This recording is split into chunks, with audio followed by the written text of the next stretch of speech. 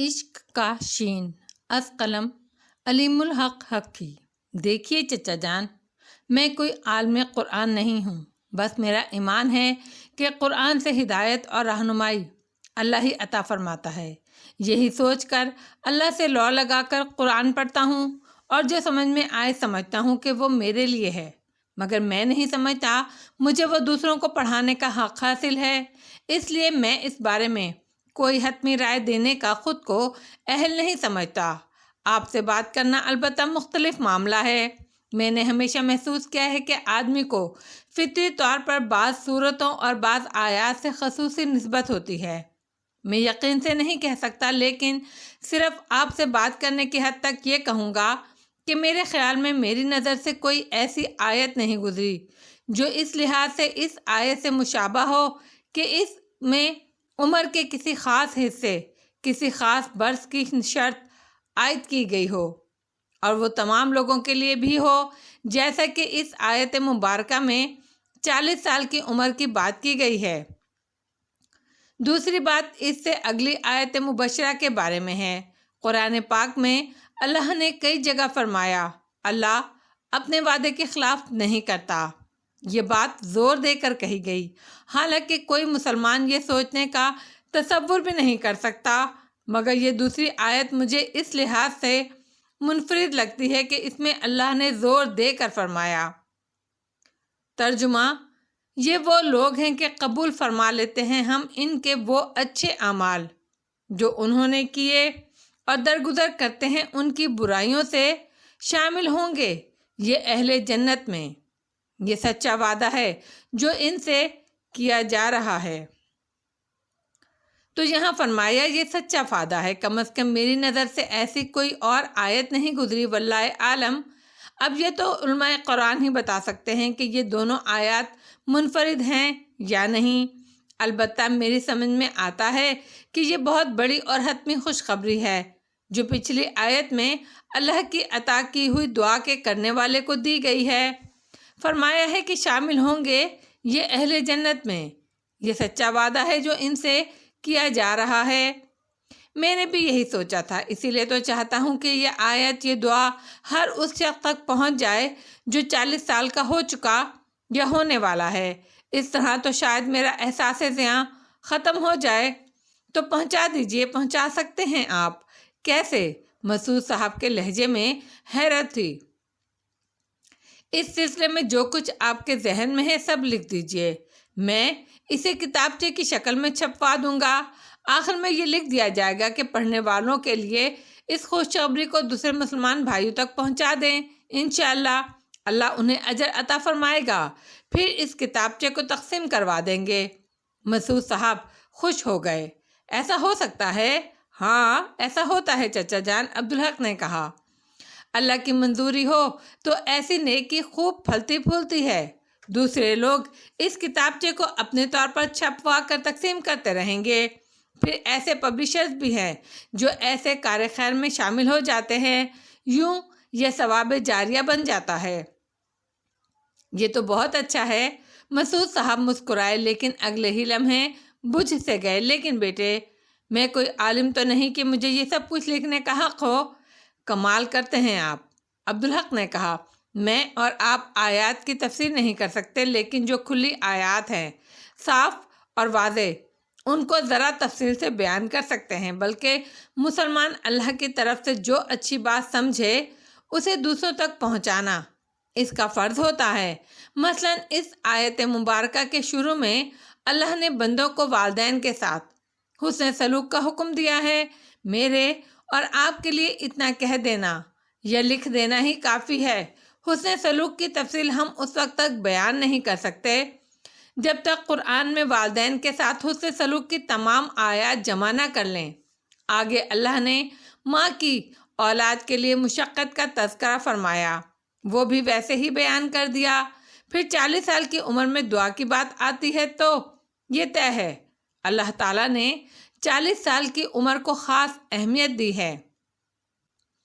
اس کی اہمیت پر غور کرنا اور سمجھنے کی کوشش کرنا سب پر فرض ہے، اور رہا دعا کا معاملہ تو اس کا ایک حصہ غیر عملی ہے، یعنی بندہ اللہ سے اپنے اور اپنے والدین کی طرف سے اللہ کی عطا کی ہوئی نعمتوں پر شکر کی اور اللہ کی راضی کرنے والے نیک اعمال کی توفیق مانگیں۔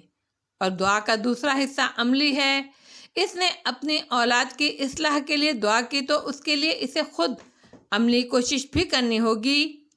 ان کو دین کی طرف راغب کرنا، نماز اور روزے کی تلقین کرنا، ان تک اللہ کے احکامات پہنچانا اور ان کی اچھی تربیت کرنا، پھر دعا کے آخر میں اپنے سابقہ برے اعمال پر توبہ کرنا، عاجزی کے ساتھ اللہ سے مدد چاہتے ہوئے یہ کہنا کہ اے اللہ، میں تیرا فرما بردار ہوں۔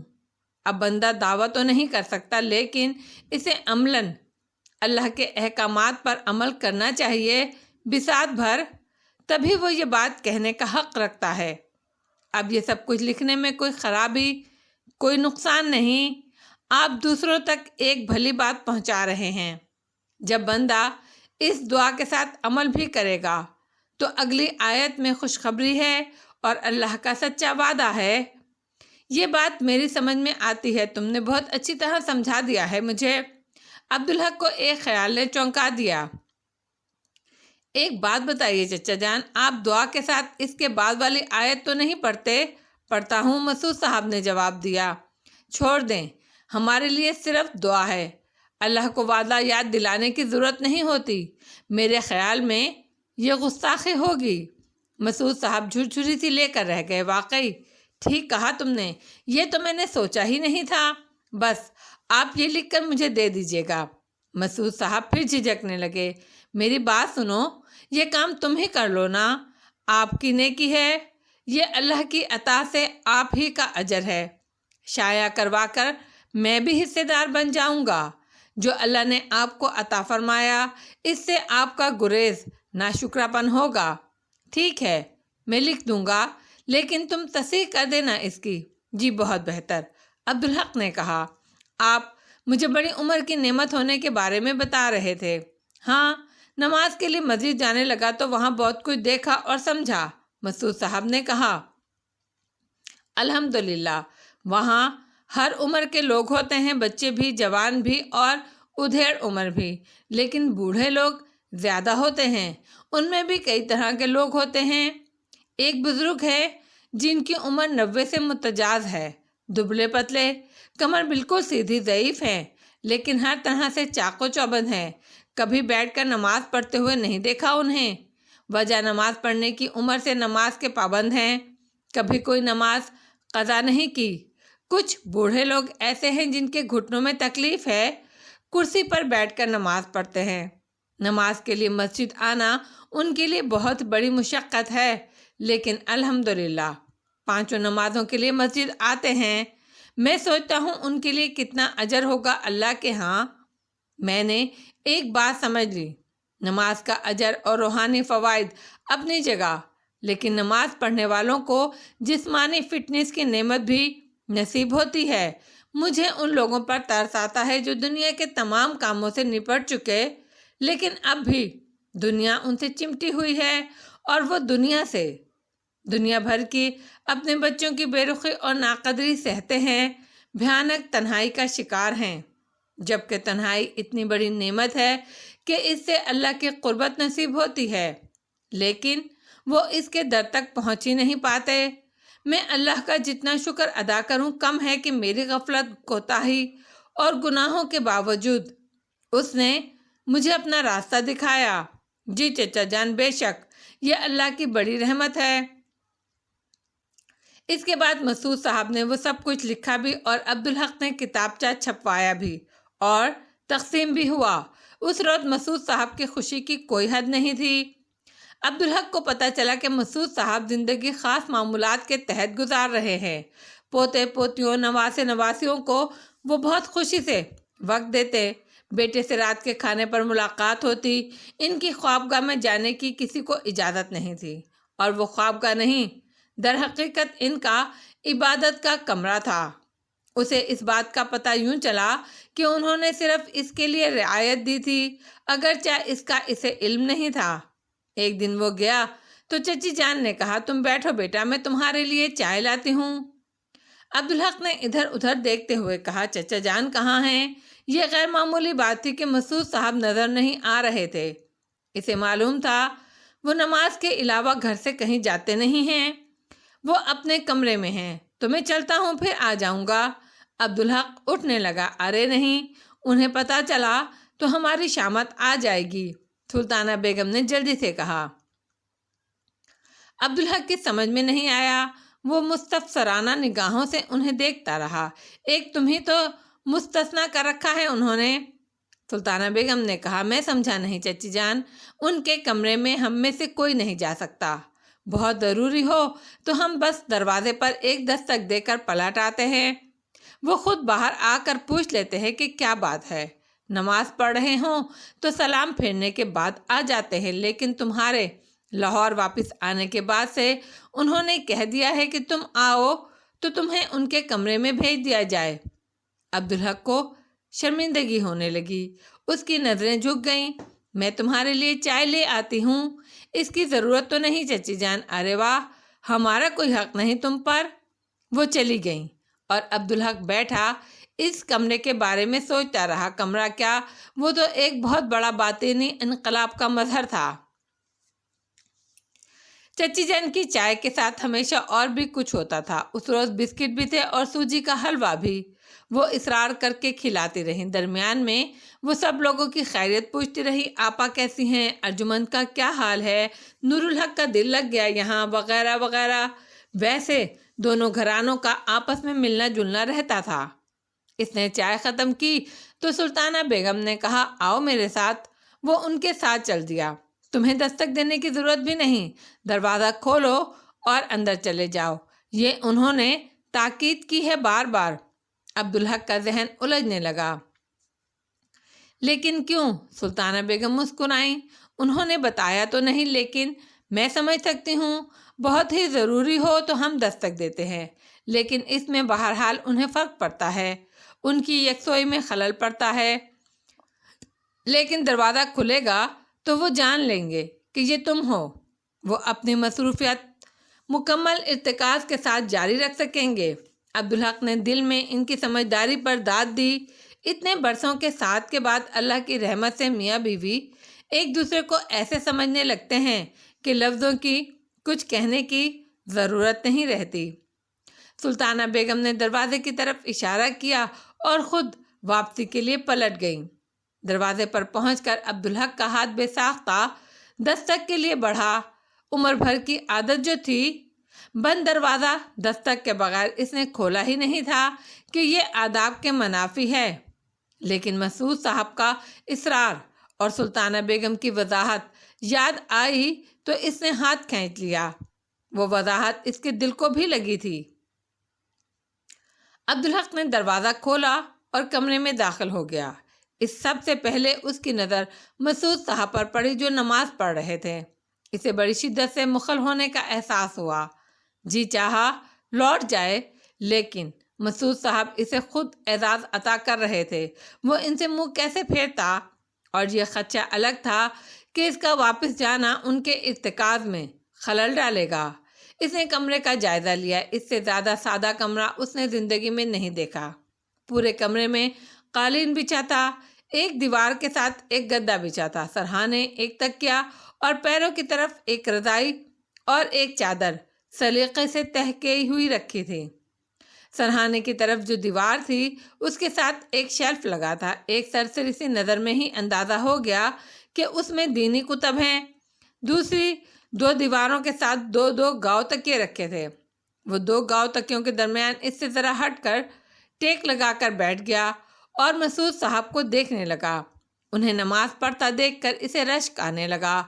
وہ اسی طرح کھڑے تھے جیسے کوئی بے جان چیز، جس میں کہیں جنبش نہیں، بس سانسوں کا ہلکا سا تموج بہت غور سے دیکھنے پر محسوس ہوتا تھا۔ ان کے جسم کا ہر عضو عنصر پرسکون اور ساکت تھا۔ چند منٹ وہ بیٹھا انہیں دیکھتا رہا، پھر اسے خالی پن کا احساس ستانے لگا۔ وہ اٹھ کر شیلف کی طرف جا کھڑا ہوا اور کتابوں کا جائزہ لینے لگا۔ وہاں قرآن پاک کے کئی نسخے تھے، مختلف علماء کرام کے ترجموں کے ساتھ۔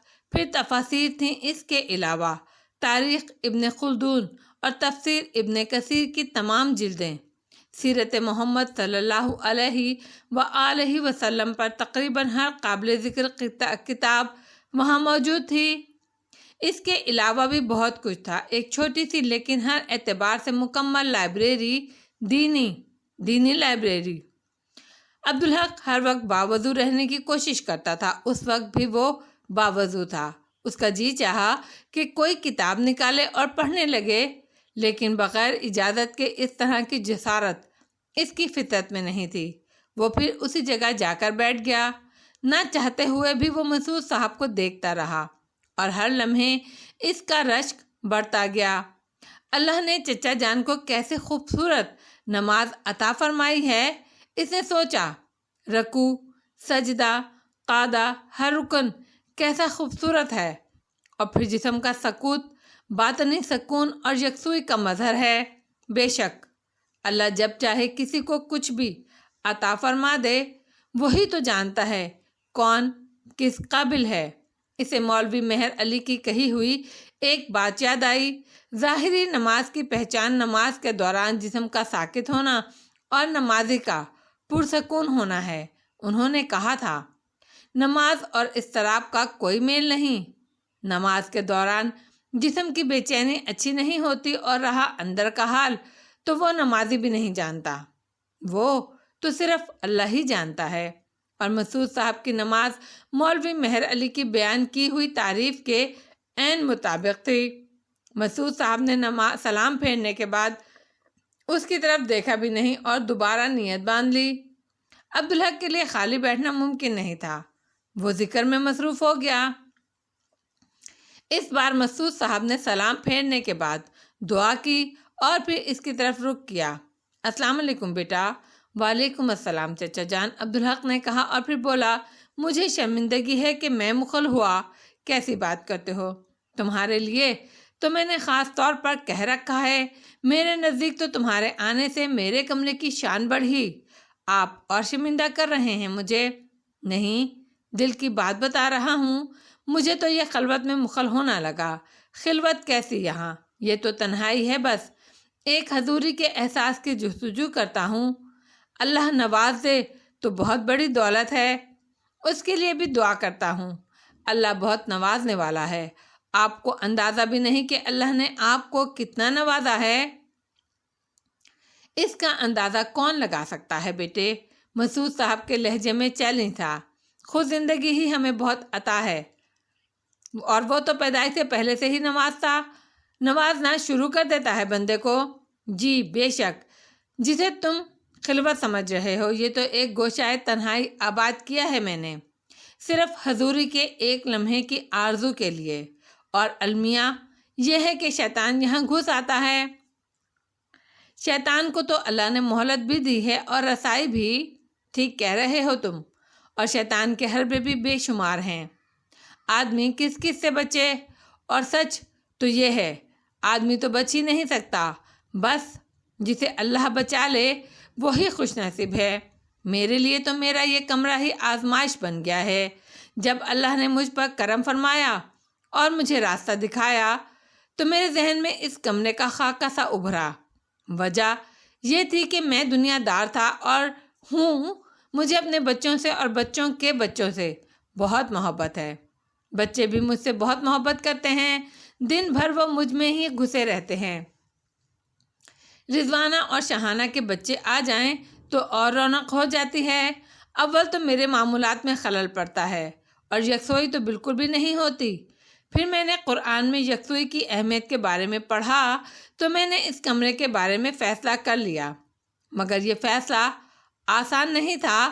اس پر عمل درآمد کے لیے سختی کی ضرورت تھی، اور سختی بھی بچوں کے ساتھ۔ جیسے تیسے بچوں کو پیار سے سمجھا بجھا کر رضامند کیا، ان کے لیے ایک وقت مقرر کیا۔ اللہ کا شکر ہے، اللہ نے یہ سب آسان کر دیا۔ بچوں کی بات تو چھوڑو، خود میرے لیے بھی یہ آسان نہیں تھا۔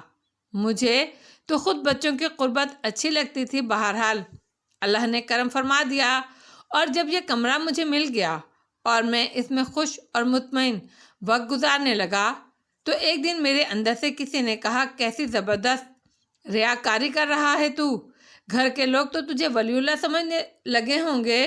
میں دہل گیا، بے شک آدمی تو خود کو بھی نہیں جانتا۔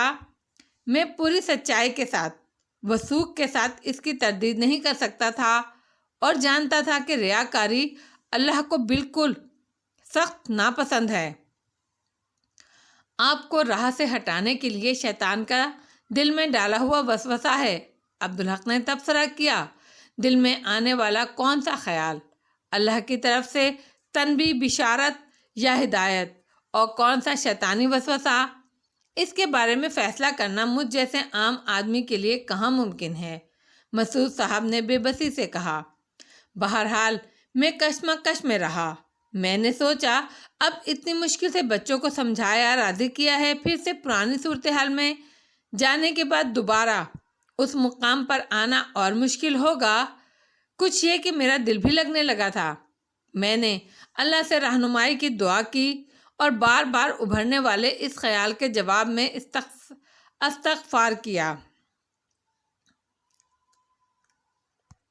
تو بلا شبہ اللہ کی طرف سے رہنمائی آئی، الحمدللہ، مگر مجھے اس پر ایسا یقین نہیں تھا۔ ایک خلش مجھے ستاتی رہتی تھی۔ اس کے نتیجے میں یکسوئی اور ارتکاز تو خواب بن کر رہ گیا، مگر میں ڈٹا رہا۔ پھر بتدریج یکسوئی حاصل ہونے لگی۔ مسعود صاحب نے ایک گہری سانس لی، کچھ دیر سوچتے رہے، پھر سلسلہ کلام جوڑا۔ اس کے بعد اچانک ایک دن ضمیر پر ایک بوجھ سا آ گرا، یہ خیال کہ بچوں نے میری محبت میں اس نظام کو قبول کر لیا ہے، مگر وہ اس سے خوش نہیں ہیں، اور میں حقوق العباد کے معاملے میں غفلت کا مرتکب ہو رہا ہوں۔ یہی نہیں بلکہ میں ترک دنیا اور رہبانیت کی طرف جا رہا ہوں، جبکہ رہبانیت کو اللہ نے ناپسند فرمایا ہے۔ عبدالحق نے سر کو تنبیہی جنبش دی۔ خود اس کے ذہن میں بھی یہی خیال آیا تھا۔ میں نے سوچا یہ تو واقعی سوچنے کی بات ہے۔ اللہ نے دنیا اور آخرت کے لیے بنائی ہے، لیکن آزمائش تو دنیا ہی میں ہے۔ دنیا میں رہ کر ہی تو آخرت کی فکر کرنی ہے، اور حقوق العباد تو اللہ معاف بھی نہیں کرے گا۔ میں اس پر سوچتا رہا، لیکن اس کمرے سے دستبردار ہونے پر دل کسی طور آمادہ نہیں تھا۔ میں نے سوچا عمر بھر میں دنیا میں بیوی بچوں میں لگا رہا، گویا غفلت کی زندگی گزاری۔ اب اس کی تلافی کا موقع ملا ہے تو یہ تو میرا حق ہے اور فرض بھی۔ وہ مسکرائے۔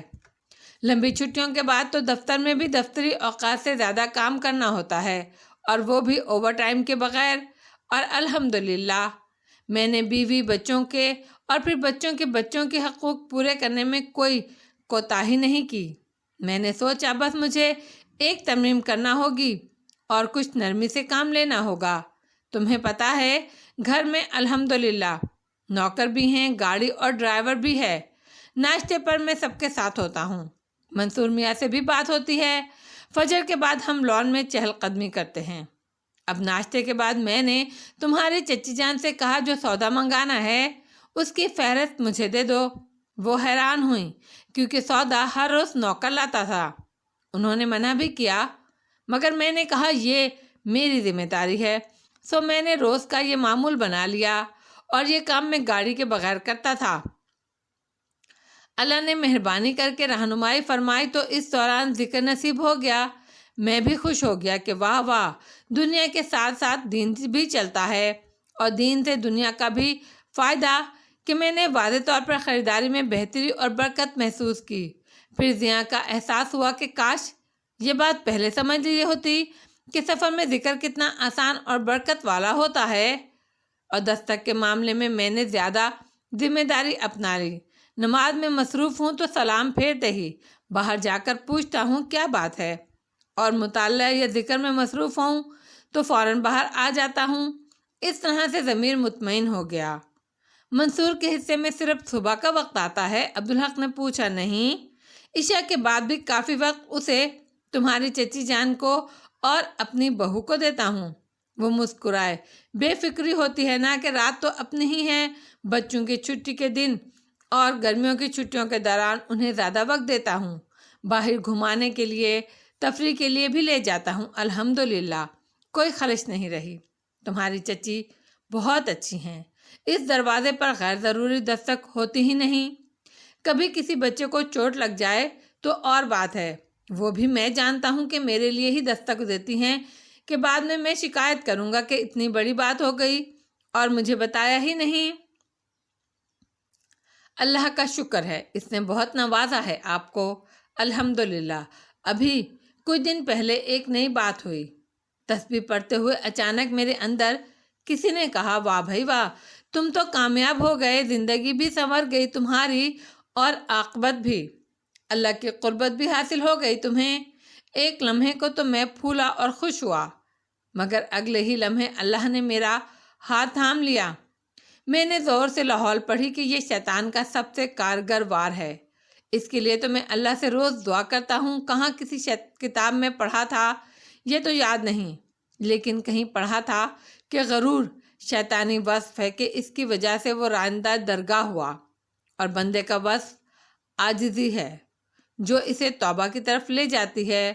آدم علیہ السلام کو توبہ کرنی نہیں آتی تھی، لیکن وہ اپنے گناہ پر نادم تھے۔ ان کے اندر عاجزی اور پشیمانی تھی، تو اللہ نے انہیں لفظ عطا فرمائے، توبہ سکھائی۔ یہی فرق ہے انسان اور شیطان میں۔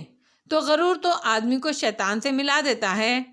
شیطان کا یقینی اور ابدی ٹھکانہ جہنم ہے، اور میں نے پڑھا تھا کہ بدترین غرور علم اور عبادت کا ہے کہ اس سے علم نافع ہو جانے کے بجائے تباہ کن ہو جاتا ہے، اور عبادت اور ریاضت اکارت ہوتی ہے۔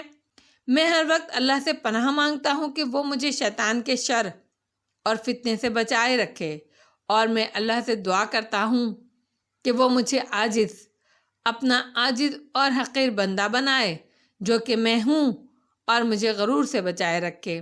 سو اللہ نے اس روز مجھے بچا لیا۔ واقعی عبدالحق نے کہا، شیطان یہ حربہ اللہ کے ولیوں تک پر آزماتا ہے۔ اسے احساس ہو رہا تھا کہ مسعود صاحب نے اپنے باطنی انقلاب کے بعد سے کسی سے اس بارے میں بات نہیں کی، اسی لیے وہ اندر سے اتنے بھرے ہوئے ہیں، اور وہ پہلا آدمی ہے جس سے وہ بات کر رہے ہیں، اور وہ اس سے ایسے بات کرتے ہیں جیسے وہ ان سے بڑا ہو۔ یہ اللہ کی عطا کی ہوئی عاجزی ہے ان کے پاس، جو بہت بڑی نعمت ہے۔ مسعود صاحب کسی بہت گہری سوچ میں تھے، جیسے ذہن پر زور دے رہے ہوں، کوئی بھولی ہوئی بات یاد کرنے کی کوشش کر رہے ہوں۔ پھر انہوں نے جھرجھری سی لی، میں اس سے پہلے کی کوئی بات، اہم بات بھول گیا ہوں۔ ان کا انداز خود کلامی کا سا تھا، یاد آتے آتے رہ جاتی ہے۔ عبداللہ غور سے انہیں دیکھتا رہا۔ ہاں یاد آیا، مسعود صاحب نے اچانک کہا۔ اس غرور والی بات سے پہلے ایک دن اچانک میرے اندر ایک سوچ ابھری جو کوڑے کی طرح میری روح پر لگی۔ وہ بہت بڑا طعنہ تھا، یہ کہ میرا اتنا بڑا مکان ہے، دولت ہے، گاڑیاں ہیں، نوکر چاکر ہیں، دنیا کی تمام نعمتیں میسر ہیں جس پر اتراتا ہوں۔ اس زور پر اس کمرے میں 1.5 اینٹ کی مسجد بنائے بیٹھا ہوں، اور سمجھتا ہوں یہ اللہ کا گھر ہے۔ سب لوگوں پر اس کا دروازہ بند کر کے کیا ظاہر کر رہا ہوں؟ خود نمائی، غرور، تکبر۔ کبھی دنیا پر بھی غور نہیں کیا۔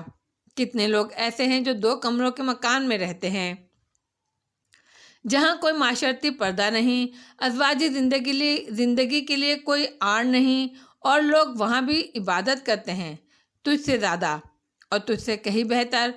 اور وہ نہ صرف گھر میں ایک دوسرے کے بلکہ باہر بھی دوسروں کے دکھ اور درد بانٹتے ہیں۔ دنیا کی ذمہ داریاں اور بوجھ سے بھی فراغت ہوتی ہے انہیں۔ تو اپنے اس کمرے میں بیٹھ کر دنیا سے کنارہ کر کے، لیکن دنیا کو جتاتے ہوئے تسبیح گھماتا رہتا ہوں، سجدوں کے نام پر ماتھا رگڑتا رہتا ہوں۔ کبھی سوچا کہ اللہ کو میری عبادت پسند آئے گی یا ان لوگوں کی؟ یہ تو واقعی بہت بڑا حملہ تھا، عبدالحق نے کہا۔ ارے میں تو دہل کر رہ گیا۔ پہلے تو میرا جی چاہا اس کمرے کا دروازہ توڑ دوں اور باہر نکل جاؤں، گھر سے باہر جا کر دنیا دیکھوں، واقعی لوگ کس کس حال میں اللہ کی عبادت کرتے ہیں، میں یہ کیا کر رہا ہوں۔ لیکن سول سروس نے ایک بات مجھے سکھائی ہے کسی بھی معاملے میں جلد بازی نہیں کرنی چاہیے، خاص طور پر فیصلہ کرنے میں، اور ہر نقطے پر بہت اچھی طرح غور کر کے تجزیہ کر کے فیصلہ کرنا چاہیے۔ میں نے کچھ دیر کے لیے ذہن کو خالی چھوڑ دیا، پھر میں نے غور کرنا شروع کیا۔ پہلا نقطہ، مال، دولت اور نعمتیں، تو یہ اللہ کا فضل ہے۔ بظاہر تو یہ میرے ابا جان سے مجھے ملی ہیں، لیکن یہ ان پر بھی اللہ کا فضل تھا اور مجھ پر بھی ہے اور میرے بچوں پر بھی۔ اور قرآن میں اللہ نے کئی جگہ فرمایا کہ وہ جسے چاہے بے حساب عطا فرماتا ہے اور جسے چاہے نپا تلا دیتا ہے۔ وہ عالم الغیب ہی ہے، جانتا ہے کسے کیا دینا ہے، اور یہ بھی ہے کہ وہ جب چاہے واپس لے لے۔ اب رہی بات اترانے کی، تو میں اپنی حد تک پوری سچائی کے ساتھ کہہ سکتا ہوں کہ میں نے ہمیشہ سے اسے اللہ کا فضل ہی سمجھا، اور بے شک اللہ مجھے جانتا ہے مجھ سے زیادہ۔ ممکن ہے میری بے خبری میں اترا رہا ہوں، تو انشاءاللہ اس پر وہ مجھے درگزر فرمائے گا، اور چاہے گا تو میری اصلاح فرما دے گا۔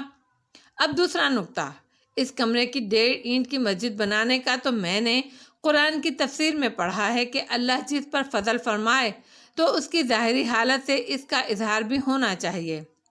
اللہ نے فضل فرمایا ہے تو آدمی اچھا لباس پہنے، اچھا کھائے۔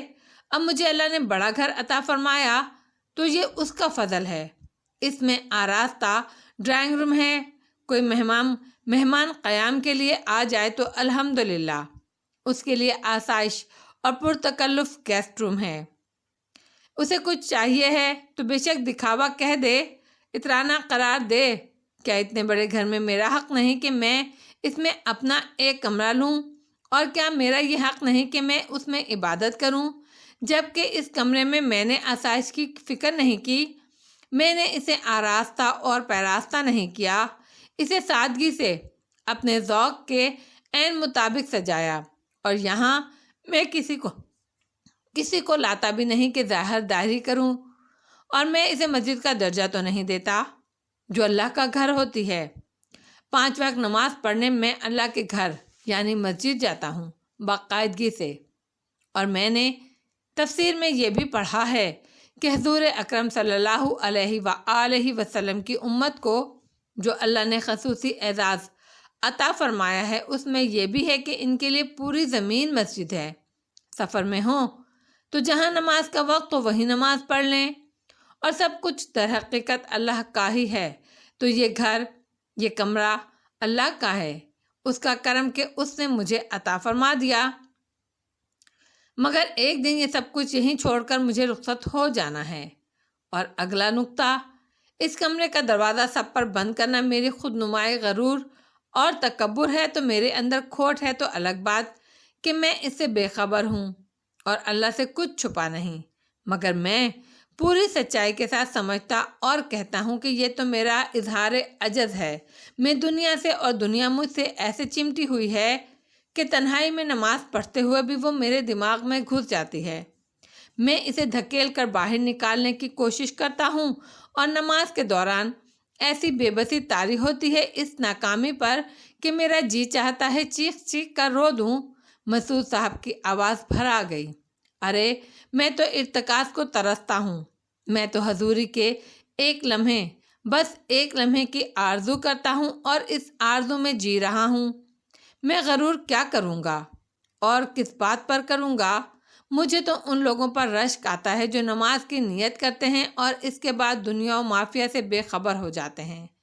میرے بس میں ہو اور ممکن ہو تو میں اپنا سب کچھ انہیں دے کر وہ ارتکاز لے لوں، اور رہی بات فرصت کی تو وہ بھی اللہ ہی کی دی ہوئی ہے، اور اس سے پہلے کی مصروفیات بھی اللہ ہی کی عنایات تھیں۔ ایک طرح سے اللہ نے اقتدار دیا تھا مجھے، اور اقتدار بہت بڑی آزمائش ہوتی ہے۔ میری بے خبری میں انجانے میں مجھ سے زیادتی ہوئی ہو، لوگوں کے ساتھ تو اللہ جاننے اور معاف کرنے والا ہے، لیکن میں اس پر اللہ کا شکر ادا کرتا ہوں کہ میں نے خود کو قوم کا خادم سمجھا، اپنا کام جانفشانی اور سچائی کے ساتھ کرنے کی پوری کوشش کی، ماتحتوں کو کمزور انسان سمجھ کر ان کے مفادات کا خیال رکھنے کی کوشش کی، لیکن ان کے فرائض کے معاملے میں ان پر سختی بھی کی۔ انہی کی بہتری کے لیے انہیں احساس دلاتا رہا کہ ہم سب در حقیقت عام لوگوں کے حاکم نہیں، خادم ہیں، اور الحمدللہ حق بات کے لیے میں ہمیشہ اپنے سے مقتدر اور بڑے لوگوں کے سامنے بھی ڈٹ گیا۔ یہ سب اللہ کا کرم تھا مجھ پر۔ اس وقت تو میں جانتا بھی نہیں تھا، پھر بھی یہ سمجھتا تھا کہ جو چپڑاسی ہے وہ بھی اللہ کے حکم سے ہے، جو کلرک ہے وہ بھی اللہ کے حکم سے ہے، اور جو افسر ہے اسے بھی اللہ ہی نے مقرر کیا ہے۔ سورہ زخرف کی وہ آیت مبارکہ میں نے اب پڑھی ہے جس میں اللہ نے فرمایا کہ وہی لوگوں کے درمیان روزی تقسیم کرتا ہے اس دنیاوی زندگی میں، اور کچھ لوگوں پر درجات یعنی مرتبے کے اعتبار سے فوقیت عطا فرماتا ہے، تاکہ کچھ لوگ خدمت لینے والے ہوں اور کچھ لوگ خدمت گار۔ تو یہ تو اللہ کا بنایا ہوا نظام ہے۔ اگر سب کو برابری کا درجہ ملتا تو دنیا کا کاروبار کیسے چلتا؟ عبدالحق حیران رہ گیا۔ برسوں پہلے وہ بھی اس آیت مبارکہ پر غور کر چکا تھا۔ تو کسی کو آسانی سے روزی ملتی ہے اور کسی کو مشقت سے، اور یہ اللہ کی طرف سے ہے، لیکن 5 وقت کی نماز اور روزے سب پر فرض ہیں۔ کون جانے اللہ مشقت والے کو کم عبادت کا بہت زیادہ اجر عطا فرمائے آخرت میں۔ میں تو آسانی کے باوجود اللہ کے حقوق پورے نہیں کر سکا، اب اس نے فرصت عطا فرمائی اور راہ دکھائی تو بڑھ چڑھ کر اوور ٹائم کیوں نہ کروں؟ گزرے وقت کا زیاں تو میں پورا نہیں کر سکتا، اللہ کو خوش کرنے کی کوشش تو کر سکتا ہوں، جو چاہے تو کرم فرمائے اور اس زیاں کو مٹا دے۔ کسی کو نہیں معلوم کہ اللہ کس کی عبادت کو پسند اور قبول کرتا ہے، بندے کو تو اس سے غرض ہونی بھی نہیں چاہیے۔ میں تو بس اللہ سے امید رکھتا ہوں اور دعا کرتا ہوں کہ میری خام کوشش کو قبول فرما لے۔ تو میں نے اس آواز کو بھی جھٹک دیا، میں اس کمرے سے دستبردار نہیں ہو سکتا۔ کمرے میں ایک دم خاموشی چھا گئی۔ عبدالحق مسعود صاحب کے بارے میں سوچ رہا تھا۔ اللہ نے بہت کم وقت میں انہیں بہت زیادہ نوازا تھا۔ ان کی قرآن فہمی پر اسے رشک آ رہا تھا۔ استغفر اللہ، کتنا بولا ہوں میں، اچانک مسعود صاحب نے کہا۔ ان کے لہجے میں شرمندگی تھی۔ کان کھا لیے تمہارے، مجھے شرمندہ نہ کریں چچا جان، میں پہلے بھی بہت کچھ سیکھتا رہا ہوں آپ سے، مگر آج جو کچھ ملا وہ بہت قیمتی ہے۔ ارے نہیں میاں، تم تو شروع سے ہی راہ حق کے مسافر ہو۔ آدمی خطا کا پتلا ہے چچا جان، اللہ کی رہنمائی کے باوجود بھٹکتا ہے، اور اللہ کریم بار بار اسے سیدھی راہ پر لے آتا ہے۔ ایمان تو گھٹتا بڑھتا رہتا ہے چچا جان، بس اللہ ہم سب کو ایمان سے محروم ہونے سے بچائے رکھے۔ آمین۔ ایک بات پوچھ سکتا ہوں چچا جان؟ ضرور پوچھو بیٹا۔ آپ قرآن حکیم کی طرف کیسے آئے تھے؟ ریٹائرمنٹ کے بعد اللہ کی مہربانی سے نماز تو باقاعدگی سے شروع کر دی تھی، لیکن سارا دن گھر میں بولایا پھرتا تھا، بیکاری کا احساس جان لیوا تھا۔ سو ایک دن اللہ نے دل میں قرآن پڑھنے کا خیال ڈال دیا۔ میں نے وضو کیا اور قرآن پڑھنے بیٹھا، ہمیشہ کی طرح بے دھیانی کسی کیفیت میں آغاز کیا۔ پہلی آیت کے بعد آگے پڑھنے ہی والا تھا کہ اللہ کی رحمت ہو گئی، میرے اندر ایک ملامت ابھری۔ پہلے تو تیرے پاس وقت نہیں تھا، اب تو بولایا پھر رہا ہے، فرصت ہی فرصت، کیا اب بھی پہلے ہی کی طرح پڑھے گا؟ بھاگتے دوڑتے رک کر یہ نہیں سوچے گا کہ تیرا رب تجھ سے کیا فرما رہا ہے، کیا سمجھا رہا ہے، کیا حکم دے رہا ہے؟ تجھے یہ گستاخی نہیں لگتی؟ وہ بھی کائنات کے شہنشاہ کے ساتھ، اور سمجھے گا نہیں تو فائدہ کیا؟ الف سے یہ تک سب پڑھ جائے گا اور جانے گا، کچھ بھی نہیں تو بدلے گا کیا خود کو؟ ارے یہ تو انقلاب لانے والی کتاب ہے۔ اور میں دہل گیا، ندامت سے پانی ہو گیا۔ اسی لمحے سے آج تک میری وہ ندامت مٹ نہیں سکی۔ الحمدللہ، عبدالحق نے بھی ساختہ کہا۔ مسعود صاحب نے جیسے کچھ سنا ہی نہیں، انہوں نے اپنی بات جاری رکھی۔ میں نے دل میں اللہ سے رجوع کیا، بخشش مانگی، ہدایت کے لیے دعا کی اور الحمدللہ رب العالمین پر رک گیا، اور مجھے ایسا لگا جیسے ایک چھوٹا سا رنگین نقطہ پھیلتا جا رہا ہے، اس میں منظر ابھر رہا ہے اور پھر وہ منظر وسیع سے وسیع تر ہوتا جا رہا ہے، یہاں تک کہ میری عقل دنگ رہ گئی۔ اس منظر کو، اس کی نمایاں ترین جزیات کو سمجھنے سے بھی قاصر ہے، جیسے میں گھپ اندھیرے سے اچانک بہت زیادہ روشنی میں آ گیا ہوں، آنکھیں چندھیا گئی ہیں، کچھ دکھائی نہیں دے رہا ہے، کچھ سمجھ میں نہیں آ رہا ہے۔ میں خوفزدہ ہو گیا، میں نے گھبرا کر اللہ ہی کو پکارا اور یکدم دل کو جیسے قرار آ گیا، نگاہ جیسے ٹھہر گئی۔ ہر تعریف اللہ کے لیے ہے جو رب ہے سب جہانوں کا، اور نظر نے وہاں سے بڑھنے سے انکار کیا۔ ہر تعریف اللہ کے لیے ہے، ہر تعریف، کوئی بھی تعریف صرف اللہ کے لیے ہے، صرف اللہ کے لیے۔ اس کا مطلب ہے کوئی تعریف، کوئی توصیف، کوئی ثنا اللہ کے سوا کسی کے لیے ہو ہی نہیں سکتی۔ یہ حتمی بات ہے، کبھی نہ تبدیل ہونے والی، ازل سے ابد تک۔ اور ہم دن میں ہزاروں مرتبہ مختلف چیزوں، مختلف لوگوں کی تعریف کرتے ہیں، یہ جانے بغیر کہ ہر تعریف صرف اللہ کے لیے ہے، اور قرآن برحق ہے اللہ کا سچا ناقابل تردید کلام۔ تو ہم دن میں ہزاروں بار جہالت سے کام لیتے ہیں، استغفر اللہ، اور یہ تو محض ایک معاملہ ہے۔ میں نے قرآن کو سمجھنے کے لیے پڑھا ہی نہیں تو مجھے کچھ معلوم بھی نہیں۔ میں دن میں کروڑوں بار جہالت کرتا رہا ہوں، اور یہ سب لکھا جا رہا ہے اللہ کے ہاں، تو میں کتنا بوجھل ہو چکا ہوں۔ میں تھرا کر رہ گیا، خوف سے، دہشت سے میرے رونگٹے کھڑے ہو گئے۔ پھر اچانک جیسے کسی نے میرے لرزتے کانپتے دل پر شفقت کا ہاتھ رکھ دیا، میرے خوف کی جگہ سکون نے لے لی۔ دل نے کہا بندہ بشرمندہ ہو تو وہ بہت معاف کرنے والا ہے، بندہ دہشت زدہ ہو تو وہ اسے امان دینے والا ہے، ڈرو نہیں، اب تو تم سیدھے راستے پر ہو۔ میں نے سوچا غور تو کروں اس بات پر، مجھے ایک تصویر اچھی لگتی ہے، میں اس کی تعریف کرتا ہوں، کیسی خوبصورت تصویر ہے۔ اب اصل میں تصویر بنانے والے کی تعریف کر رہا ہوں جسے میں نے دیکھا نہیں۔ تو ہم جس چیز کی بھی تعریف کرتے ہیں اصل میں اللہ ہی کی تعریف کرتے ہیں، کیونکہ سب کچھ اسی نے بنایا ہے۔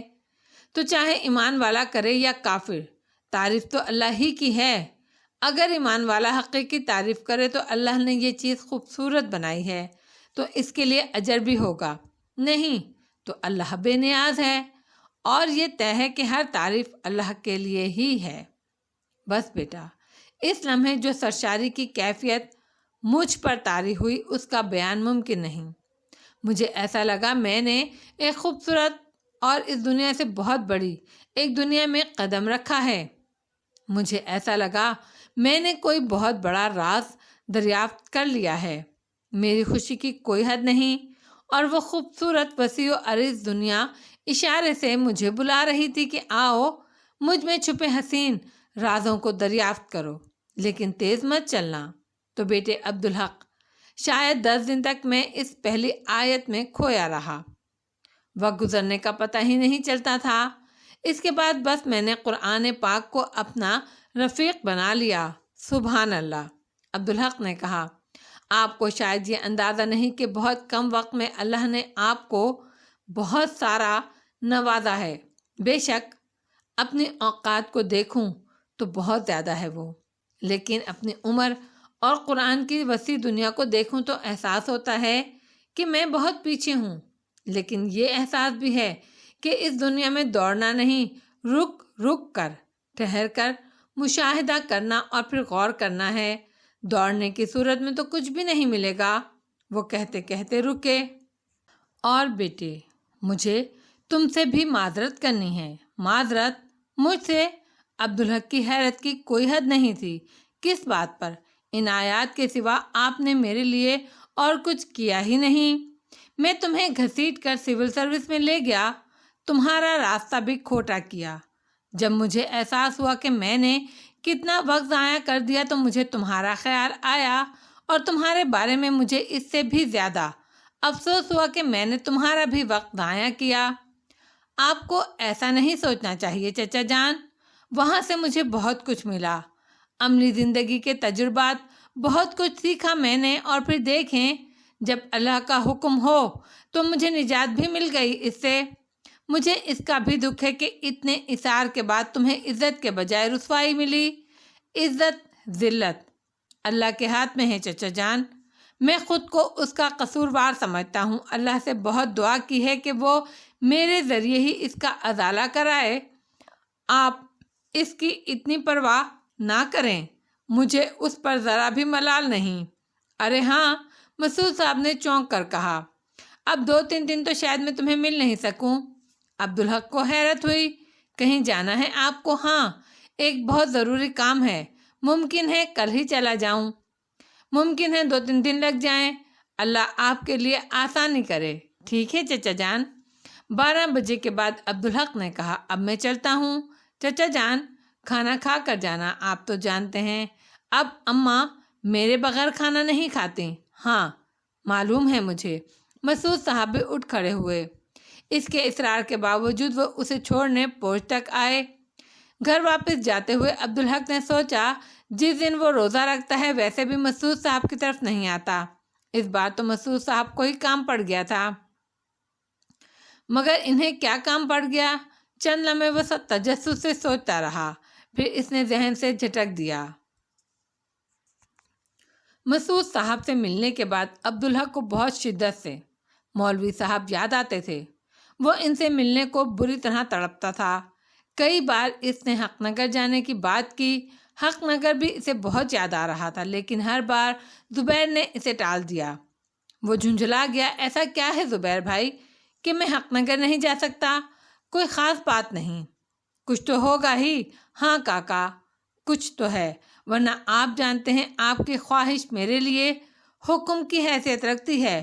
زبیر نے گہری سانس لی، تو مجھے بتاؤ تو کوئی وجہ ہے، ورنہ میں آپ کو سب کچھ بتا دیتا، مگر اب میں اصرار کر رہا ہوں۔ زبیر نے پھر ٹھنڈی سانس لی۔ میں اتنا بتا سکتا ہوں کاکا کہ بات آپ کی عزت کی ہے، میری التجا ہے، اس سے آگے مجھ سے کچھ نہ پوچھیں، وقت آنے پر میں آپ کو سب کچھ خود بتا دوں گا۔ عبدالحق خاموش ہو گیا، لیکن وہ بہت ناخوش نظر آ رہا تھا۔ ویسے اب زیادہ وقت نہیں لگے گا انشاءاللہ، زبیر نے اسے دلاسا دیا۔ کوئی بہت بری بات ہے زبیر بھائی جو آپ مجھ سے چھپا رہے ہیں؟ ایسی کوئی بات نہیں کاکا، بلکہ اچھی بات ہے، وہاں ایک سرپرائز ہوگا آپ کے لیے۔ سرپرائز دینے کے تو آپ بادشاہ بن گئے ہیں زبیر بھائی، عبدالحق نے خوش دلی سے کہا، پھر چند لمحے سوچنے کے بعد بولا، ایک بات بتائیے، میں پوری فیملی کی بات نہیں کرتا، کیا یہ ممکن نہیں کہ میں اکیلا حق نگر جاؤں اور مولوی صاحب سے مل لوں؟ ان سے ملنے کو ترس رہا ہوں، تھوڑا سا صبر کر لیجئے کاکا، انشاءاللہ بس چند دن کی بات ہے۔ عبدالحق خاموش ہو گیا، اصرار کرنا تو ویسے بھی اس کی فطرت میں تھا ہی نہیں۔ دوسرے اسے یہ خیال تھا کہ ضرور کوئی بڑی بات ہے، ورنہ زبیر ایسے اس کی بات ٹالنے والا نہیں، اور وہ پوری بات نہیں بتا رہا تو یہ بھی ضروری ہی ہوگا۔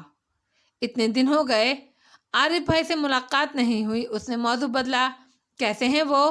آپ تو انہیں بہت مصروف کر رہے ہیں شاید۔ میری کیا مجال کاکا، زبیر نے مسکراتے ہوئے کہا، مجھے نہیں معلوم تھا کہ کام کے معاملے میں وہ جن ثابت ہوں گے، مطلب ایسا لگتا ہے وہ کام کو ترسے ہوئے تھے، وہ تو کام پر ایسے ٹوٹ پڑے جیسے کوئی دشمن ہو۔ زبیر کی آنکھیں خوشی سے چمک رہی تھیں، دن رات ایک کر دیا انہوں نے، وہ ایسے ہی ہیں الحمدللہ۔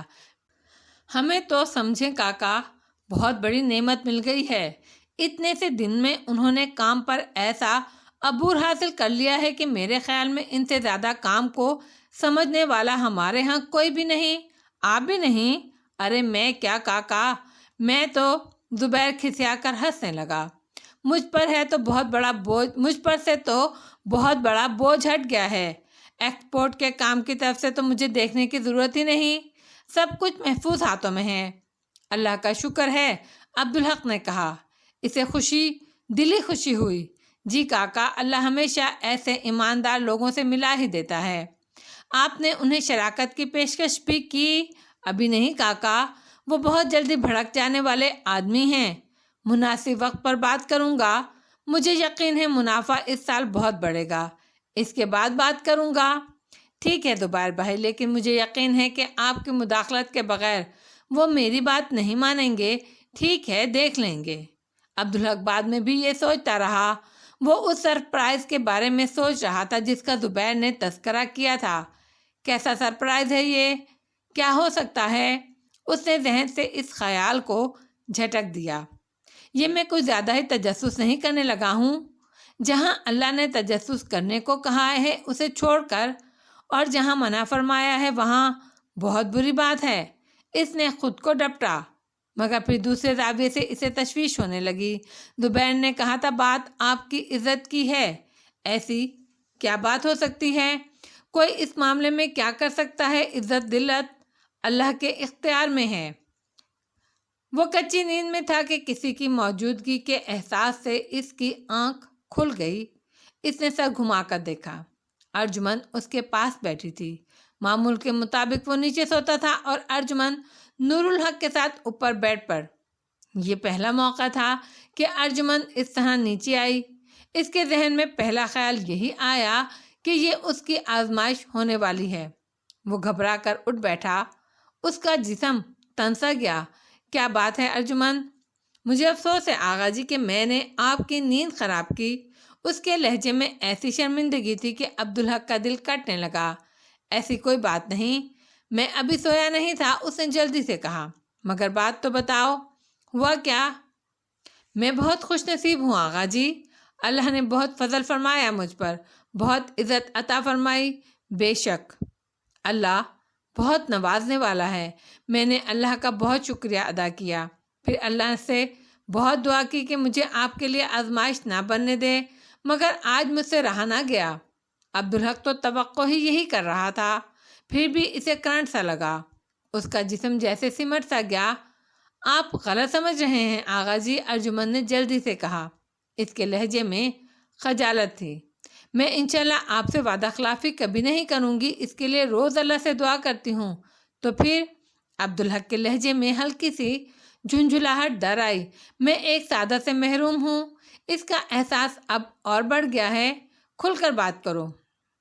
میں صرف اتنا چاہتی ہوں کہ آپ مجھے ہر روز اپنے پاؤں دبانے کی اجازت دے دیں۔ ارجمن کے لہجے میں التجا تھی۔ عبدالحق بھونج کر رہ گیا۔ میں نے بہت دعا کی اللہ سے، انشاءاللہ یہ آپ کے لیے آزمائش نہیں بنے گی۔ اب ارجمن کے لہجے میں اعتماد تھا۔ مگر یہ اچانک ہوا کیا؟ ابا جان کی ڈائری پڑھنے کے بعد مجھے صحیح معنوں میں احساس ہوا کہ اللہ نے کتنی بڑی نعمت، کتنا بڑا اعزاز عطا کیا ہے مجھے۔ سچ یہ ہے کہ وہ ڈائری پڑھے بغیر میں یہ بات سمجھ نہیں سکتی تھی۔ اب عبدالحق کو تجسس ہونے لگا۔ میرے بارے میں تو یہ سب کچھ تمہیں پہلے سے معلوم تھا، اور اس میں تو کوئی میری خوبی نہیں، یہ تو اللہ کا فضل اور اس کی نوازش ہے۔ اس نے کہا، جی میں جانتی ہوں، لیکن جو نہیں جانتی تھی وہ اس سے بڑا تھا۔ میں تمہارا مطلب نہیں سمجھا۔ میں ابا جان کے بارے میں تو کچھ بھی نہیں جانتی تھی۔ ہاں، لیکن اس میں کیا خاص بات ہے؟ یہ کہ اللہ تعالیٰ نے ابا جان کو ہر طرح سے آپ پر سبقت عطا فرمائی۔ عبدالحق خوش ہو گیا، اور یہ میرے لیے اللہ کی طرف سے اور بڑا اعزاز ہے، عبدالحق نے کہا۔ وہ سوچ رہا تھا اور اسے احساس ہو رہا تھا کہ ارجمن کے ذریعے کوئی بہت اہم اور بڑی بات اس پر کھلنے والی ہے جو وہ پہلے نہیں سمجھ سکا۔ اس نے محض سمجھنے کے لیے بات آگے بڑھانے کی غرض سے کہا، ذرا مجھے بھی بتاؤ کہ کیسے دین اسلام کو سمجھنے کا خیال اور اس کی رغبت اللہ نے انہیں آپ سے پہلے عطا فرمائی؟ یہ محض میرا قیاس ہے، ورنہ آپ زیادہ بہتر جانتے ہیں۔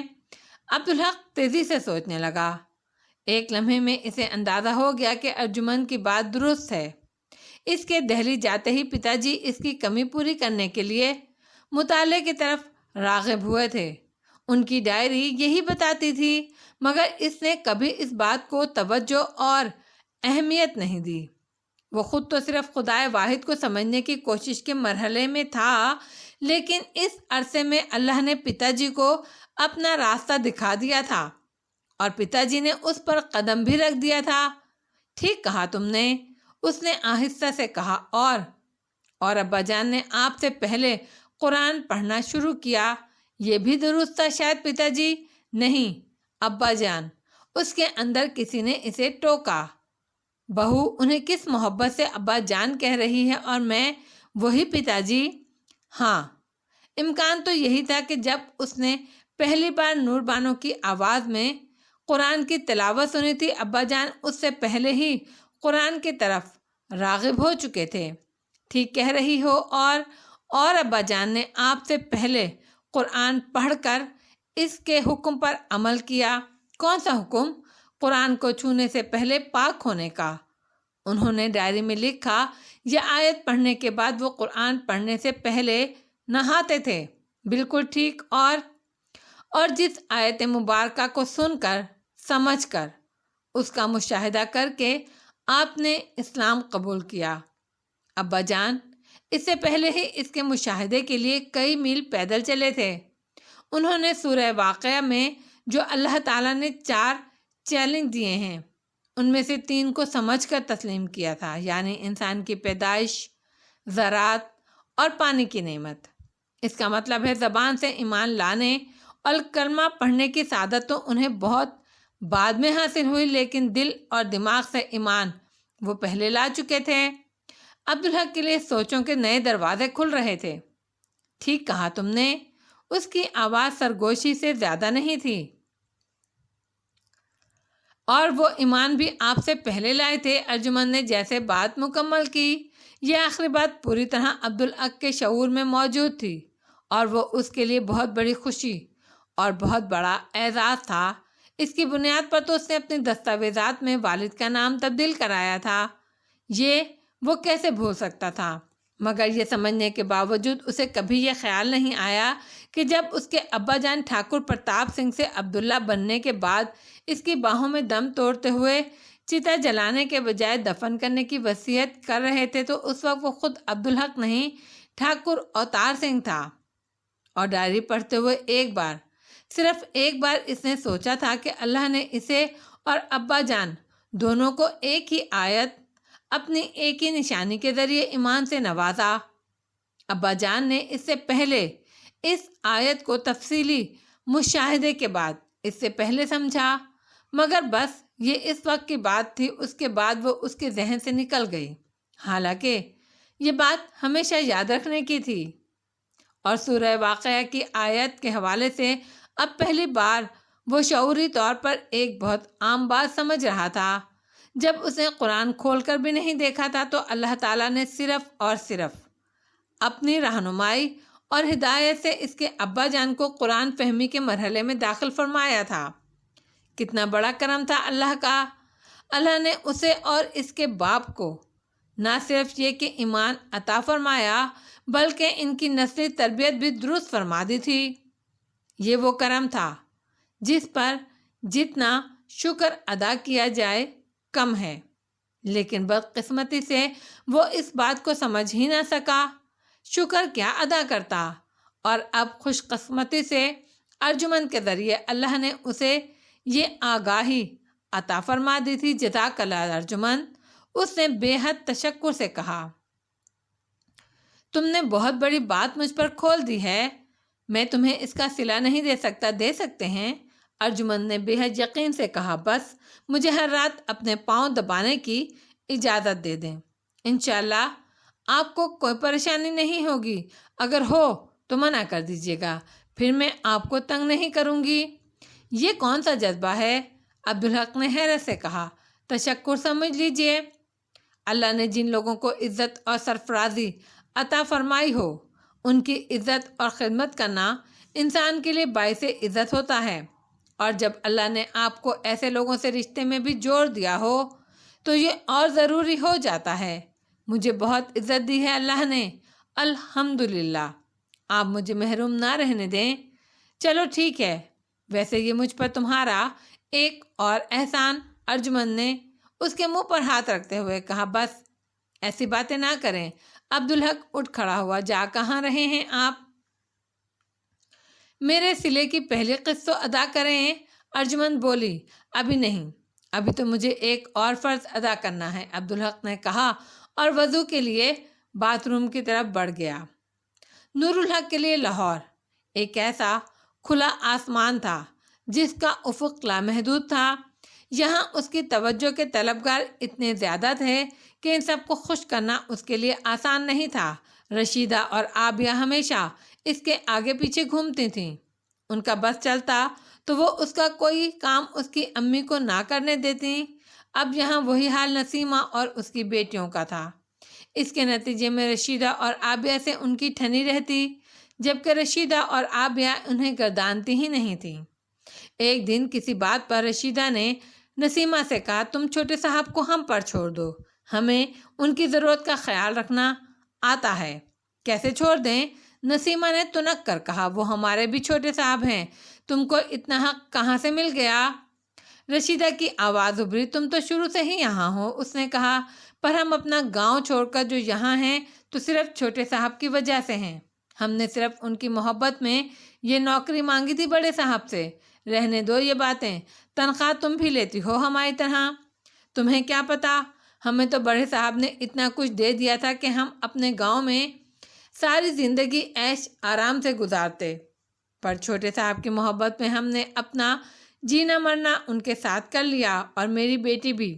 ہمیں کیا پڑی تھی کہ اپنا گھر بار رشتے ناتے چھوڑ کر یہاں آتے۔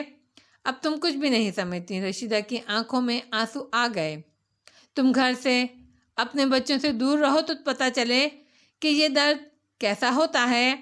جب وہ سب یاد آئیں تو 8-10 دن کے لیے چھٹی لے کر گھر چلے جاتے ہیں، پر قسم سے اگلے ہی دن سے چھوٹے صاحب یاد آنے لگتے ہیں۔ نسیمہ کا دل پسیج گیا۔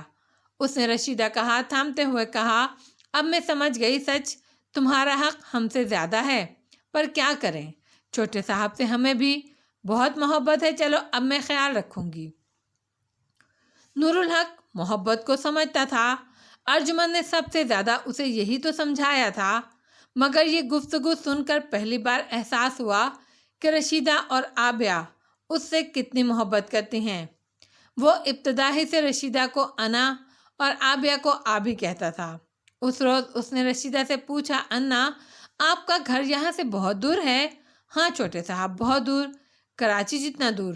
اور آپ کے بچے بھی ہیں، جیسے میں امی اور بابا کا بچہ ہوں؟ ہاں صاحب جی، پر وہ بہت بڑے ہو گئے ہیں، آپ کی طرح چھوٹے نہیں ہیں۔ تو بچے بڑے ہو جاتے ہیں تو کیا امی بابا انہیں بھول جاتے ہیں؟ کیا آپ کو وہ یاد نہیں آتے انا؟ رشیدہ رونے لگی۔ بہت یاد آتے ہیں چھوٹے صاحب، پر آپ سے دور جاؤں تو آپ ان سے بھی زیادہ یاد آتے ہیں۔ آبی کا بھی یہی حال ہے، پر اس کی شادی ہوگی تو اسے دور جانا پڑے گا۔ مجھے پتا ہے وہ بہت رویا کرے گی آپ کے لیے۔ نور الحق چند لمحے سوچتا رہا۔ آپ سب کو یہاں بلا لینا، وہاں ان کے گھر ہیں، زمینیں ہیں، وہ نہیں آ سکتے، بیٹیوں کی شادیاں ہو گئی ہیں، وہ اپنے شوہروں کے ساتھ ہیں۔ رشیدہ نے کہا، پر چھوٹے صاحب ہم یہاں بہت خوش ہیں، ہم وہاں اتنے خوش نہیں رہ سکتے۔ ننھے نور الحق نے بڑی محبت سے رشیدہ کا ہاتھ تھام لیا۔ میں بھی آپ سے اور آپ ہی سے بہت محبت کرتا ہوں انا۔ رشیدہ کی آنکھیں پھر بھیگنے لگیں۔ مجھے پتا ہے چھوٹے صاحب۔ نور الحق کو سوچ رہا تھا۔ چند لمحے بعد بولا، آپ ہی کی شادی ہوگی تو وہ دور چلی جائیں گی انا۔ رشیدہ نے اسبات میں سر ہلایا۔ نور الحق پھر کچھ سوچنے لگا، پھر اس نے سر اٹھا کر رشیدہ کو دیکھا، اور اگر آبی کی شادی ماموں سے ہو جائے تو وہ کہیں نہیں جائیں گی، یہیں رہیں گی، اس نے کہا۔ چند لمحے تو رشیدہ کی سمجھ میں کچھ نہ آیا، پھر اس کے دل میں روشنی سی ہو گئی۔ نور الحق کہاں ہو تم؟ ساجد کی آواز سنائی دی تو نور الحق باہر چلا گیا۔ اسے نہیں معلوم تھا کہ اس نے رشیدہ کو کیسی راہ سجھا دی ہے، اور وہاں تائی تھی، وہ اس سے قریب رہنے کی کوشش کرتی تھی، مگر دور رہ کر وہ جانتا تھا وہ بھی اس سے بہت محبت کرتی ہیں۔ انہوں نے کبھی اس کا اظہار نہیں کیا، پھر بھی اسے یہ بات معلوم تھی۔ وہ اس کی طرف دیکھتی تو نہ جانے کیسے اسے معلوم ہو جاتا، نہ جانے کیوں وہ ان سے انجانا بنا رہتا، لیکن اسے احساس ہوتا کہ ان کی محبت ان کی آنکھوں سے بہت نرم سی فواریں برسا رہی ہے اور وہ بھیگ رہا ہے۔ وہ پھوار اسے بہت اچھی لگتی تھی۔ وہ اسے کبھی چھوتی، لیکن ایسا کم ہی ہوتا تھا تو اسے احترام سے چھوتی، جیسے امی کی ہدایت کے مطابق وہ قرآن کو چھوتا تھا۔ وہ اسے ان کے چھونے پر یہی خیال آتا تھا، لیکن اس کی وجہ اس کی سمجھ میں نہیں آتی تھی۔ ایک دن اس نے تائی سے کہا، آپ تو مجھے پیار نہیں کرتی۔ اور تائی دہل گئی، نا پتر، میں تو تمہیں ساجد سے زیادہ پیار کرتی ہوں، تو آپ مجھے پیار کیوں نہیں کرتی امی کی طرح؟ تائی کچھ عجیب سی ہو گئی۔ ویسے پیار کرنا مجھے آتا نہیں ہے نا پتر، ویسے میں ہر وقت تمہیں چومتی ہوں اپنی آنکھوں سے۔ نور الحق جانتا تھا یہ سچ ہے، مگر اس نے کہا، کریں گی تو آ جائے گا تائی، مجھے اچھا لگے گا۔ اور تائی نے پہلے ایک ایک کر کے اس کے دونوں ہاتھ چومے، پھر بڑی نزاکت سے اسے لپٹا کر اس کا ماتھا چوما۔ اسے بڑا ہی اچھا لگا، مگر تایا کی محبت بڑی بے جھجک تھی۔ وہ اسے پتر نہیں کہتے تھے، بلکہ اس سے لاڈ بہت کرتے تھے۔ کبھی وہ جلدی آ جاتے تو اسے اپنے ساتھ لان میں لے جاتے۔ پہلی بار ایسا ہوا تو سب لوگ لان میں ہی بیٹھے تھے۔ میرے ساتھ آئیے چھوٹے صاحب، تایا نے اس سے کہا۔ وہ ان کے ساتھ چلا گیا۔ کچھ دور جا کر وہ اکڑوں بیٹھے اور انہوں نے اس سے کہا، میرے کاندھے پر بیٹھ جائیے چھوٹے صاحب۔ اس نے حیرت سے انہیں دیکھا، کیوں تایا جان، آپ بیٹھے تو صحیح۔ نور الحق چند لمحے جھجکا، پھر ان کے کاندھوں پر بیٹھ گیا۔ اب میں آپ کا گھوڑا ہوں، آپ کو لے کر دوڑوں گا۔ گھوڑا نہیں، اونٹ، نور الحق نے کہا۔ اسے کلفٹن کا ساحل یاد آ گیا تھا۔ چلیں، اونٹ ہی سمجھ لیں، اور میں آپ کی رفتار کم زیادہ کیسے کروں گا؟ تیز دوڑنا ہو تو دایاں کان پکڑیں، رفتار کم کرنی ہو تو بایاں کان پکڑیں، اور رکنا ہو تو بال پکڑیں، زبیر نے کہا اور دوڑنا شروع کر دیا۔ چائے کی میز پر بیٹھے ہوئے سب لوگ یہ دیکھ رہے تھے۔ سب کے تاثرات مختلف تھے۔ رابعہ کے چہرے پر خوشی تھی، حمیدہ جیسے کہیں کھو گئی، اس کی آنکھیں بھیگ رہی تھیں۔ ارجمن گمسم اور بوکھلائی ہوئی، جیسے کچھ سوجھ نہ رہا ہو۔ ادھر ادھر موجود ملازمین کے انداز میں حیرت اور دلچسپی تھی۔ بالآخر ارجمن سنبھلی اور اس نے سرگوشی میں حمیدہ سے کہا، چاچا کو روکے نہ دادی جان۔ لیکن حمیدہ نے اس کی آواز نہیں سنی۔ اسی وقت بابا نماز پڑھ کر واپس آئے۔ چائے کی میز پر بیٹھنے کے بعد اس کی نظر اس منظر پر پڑی اور بات اس کی سمجھ میں آئی۔ اس نے بوکھلا کر سخت لہجے میں پکارا، نور الحق، زبیر بھائی۔ نور الحق نے جلدی سے زبیر کے بال پکڑے اور گھبراہٹ میں کچھ زیادہ سختی سے پکڑے۔ رکیں تایا جان، رک جائیں، اونٹ کو تایا کہتے ہیں، زبیر نے ہنستے ہوئے کہا اور اسے کاندھے سے اتار دیا۔ دونوں چائے کی میز کی طرف چل دیے۔ نور الحق سہما ہوا تھا کیونکہ بابا کا چہرہ غصے سے تمتما رہا تھا۔ وہ غیر ارادی طور پر چچا کے پیچھے ہو گیا۔ زبیر عبدالحق کے برابر والی کرسی پر بیٹھ گیا۔ نور الحق نے ارجمن کے پاس جانا صحیح سمجھا۔ یہ کیا حرکت تھی نور الحق؟ عبدالحق نے سخت لہجے میں کہا۔ اب تم اتنے ننھے بچے تو نہیں ہو، تایا نے کہا تھا بابا جان۔ عبدالحق نے زبیر کی طرف دیکھا جو گڑبڑایا ہوا تھا۔ اس کی نظروں میں سوال تھا۔ دل میں بہت ارمان تھا کاکا، زبیر نے جھجکتے ہوئے دبے لہجے میں کہا۔ چھوٹے سے تھے تو دور چلے گئے، اب ملے ہیں تو وہ سب ارمان پورے کرنے کو جی چاہتا ہے، مگر مجھے اچھا نہیں لگا، عبدالحق نے کہا۔ بس کر عبدالحق، دادی نے سخت لہجے میں کہا۔ اس کی آواز روندی ہوئی تھی، تجھے کیا حق ہے ان کے بیچ آنے کا؟ اور وہ رونے لگیں۔ بابا بوکھلا گئے۔ کیا ہوا ماں، کیا ہو گیا؟ روتی ہوئی دادی نے بس اتنا کہا، اپنا بچپن تجھے یاد نہیں، پر مجھے تو کیا کیا یاد آ گیا۔ اور بابا شرمندہ نظر آنے لگے۔ مجھے معاف کر دیں زبیر بھائی۔ ارے نہیں کاکا، کیوں شرمندہ کرتے ہیں مجھے؟ تایا نے جلدی سے کہا۔ اس کی سمجھ میں کچھ نہیں آیا۔ رات کو اس نے ان سے پوچھا، ابھی تم چھوٹے ہو، انہوں نے کہا، کچھ بڑے ہو جاؤ تو تمہیں ایک بہت اچھی کہانی سناؤں گی، محبتوں کی کہانی، تمہاری امانت ہے وہ، تو ابھی سنا دینا۔ نہیں، ابھی نہیں، اصل میں دادی کو زیادہ معلوم ہے، کہانی تو وہی سنائیں گی۔ اب بھی تایا جب جلدی آ جاتے تو اس کا اونٹ بنتے اور اسے سواری کراتے اور کبھی اسے گاڑی میں بٹھا کر لے جاتے، کھلاتے پلاتے انہیں معلوم تھا کہ آئس کریم اسے بہت پسند ہے اور وہ ساجد بھائی کو ساتھ چلنے کا خود سے کبھی نہیں کہتے تھے۔ وہ اصرار کرتا تو وہ اسے ساتھ لے لیتے۔ اور پھر ساجد بھائی تھے، وہ اس سے بڑے تھے مگر اس کے دوست تھے اور وہ جانتا تھا کہ وہ اس سے بہت محبت کرتے ہیں۔ وہ بھی ان کا ساتھ بہت اچھا سمجھتا تھا، وہ ان سے بہت کچھ سیکھتا تھا۔ شروع میں تو ان کی مصروفیات زیادہ تھیں مگر پھر اسے وہ وقت دینے لگے۔ وہ ہوم ورک کرتا تو وہ اس کے پاس بیٹھ کر دیکھتے، اسے کوئی مشکل ہوتی تو پیار سے سمجھاتے۔ اور سچ یہ ہے کہ وہ بھی ان سے بہت محبت کرتا تھا۔ پھر ساجد بھائی کو ان کا الگ کمرہ ملا تو اسے اور اچھا لگا۔ وہ ان پر رشک بھی کرنے لگا، مجھے ایسا کمرہ کب ملے گا؟ اس نے بڑی حسرت سے کہا، تمہیں الگ کمرہ چاہیے؟ انہوں نے اسے پوچھا۔ وہ چند لمحے سوچتا رہا، پھر اس نے نفی میں سر ہلایا، بالکل اکیلے رہنا تو مجھے اچھا نہیں لگے گا۔ یہ سن کر ساجد بھائی مسکرائے، وہ بہت خوش نظر آنے لگے۔ آپ کو اچھا لگتا ہے اکیلے رہنا؟ اس نے ان سے پوچھا۔ ایک بات بتاؤں، چچا نے جب یہ کمرہ مجھے دیا تھا تو مجھے کہا کہ کوئی کمی ہو تو مجھے بتا دو۔ میں نے وہ کمی بتا دی۔ انہوں نے وعدہ کیا ہے کہ تم کچھ بڑے ہو جاؤ گے تو وہ اس کمی کو دور کر دیں گے۔ اور وہ کمی کیا ہے؟ میں نے ان سے کہا یہاں بس نور الحق کی کمی ہے۔ وہ خوش ہو گیا۔ یہ کہا آپ نے؟ آپ اپنے کمرے میں مجھے شریک کریں گے؟ میں اپنی ہر چیز کے بارے میں سمجھتا ہوں کہ وہ ہم دونوں کی ہے، تمہاری اور میری۔ ساجد بھائی نے بڑے ہی پیار سے کہا، بلکہ میری ہر چیز پہلے تمہاری ہے اور پھر میری، تو یہ کمرہ میرا بھی ہے، مجھ سے زیادہ تمہارا ہے، تو پھر میں یہاں رہ کیوں نہیں سکتا؟ میں نے اپنے حصے کا کام کر دیا تھا، چچا سے تمہارے لیے اجازت لے لی، اب تم اپنے حصے کا کام کرو۔ ان سے اجازت لو تو تم آج ہی اس کمرے میں آ سکتے ہو۔ نور الحق کے جسم میں سنسنی سی دوڑ گئی۔ اس نے بابا سے بات کی تو انہوں نے کہا، اب تم 3 دن تک اس کمرے میں نہیں جاؤ گے، یہ میرا حکم ہے۔ اس نے سوچا یہ تو اچھا ہونے کے بجائے برا ہو گیا۔ اگلے روز وہ ساجد بھائی سے ملا اور انہیں اپنی اس سزا کے بارے میں بتایا۔ وہ ہنسنے لگے۔ آپ کو اچھی لگی ہے یہ بات؟